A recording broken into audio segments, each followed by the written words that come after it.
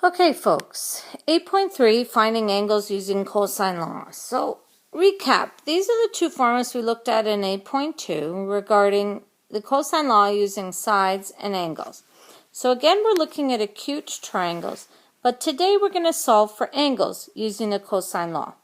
To solve for angles, what you're looking at is being able to use cosine law. To use cosine law, the best way is to see it with a first example.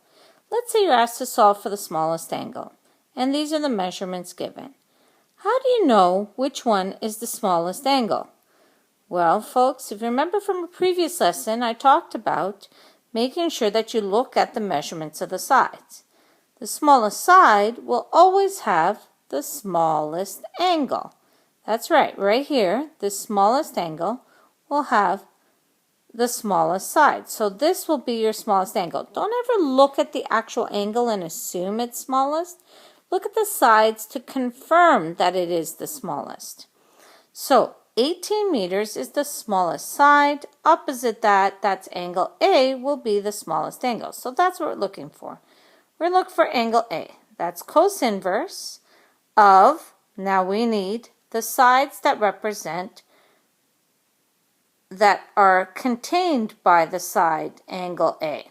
The sides that are contained are 30 squared plus 22 squared. Those are the sides that contain that angle. And then we're going to subtract 18 squared all over 2 times 30 times 22. Now you have to get a little bit of practice typing it into your calculator. So give yourself a moment to type this in to make sure you get the answer that I show next. You must be able to get this answer on your calculator. If not, come and see a teacher and see how to type it into your calculator. Myself or any one of the tutors at Tiger Tutors that we have at the school to help you be able to type this in. All right. Moving forwards, we have example number 2, which asks you to solve for the largest angle in triangle DEF, and that is if D equals 5 centimeters, E equals 6 centimeters, and F equals 7 centimeters. So, you're asked to solve for the largest angle. Again, draw your triangle. And which one is the largest angle? Again, that will be the angle that is opposite the largest side. So yes, that is angle F.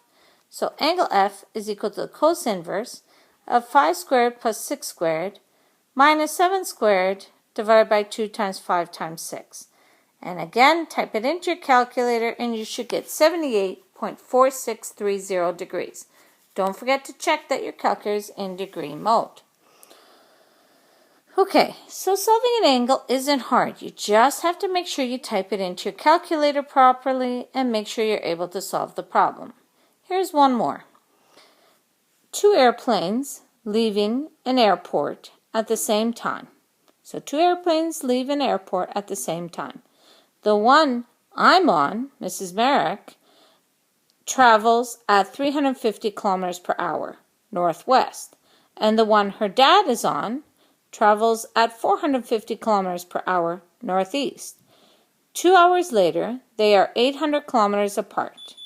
Find the angle between their courses. So we have one traveling one direction, another one traveling in a different direction. We're not sure exactly how far northwest or northeast, but the idea is that one's traveling at 350 kilometers per hour. That's my plane. So leaves the airport, goes this far out, okay, and we times it by how long does it travel for? Well, that's 2 hours, and the total is 700 kilometers. So this plane has traveled 700 kilometers.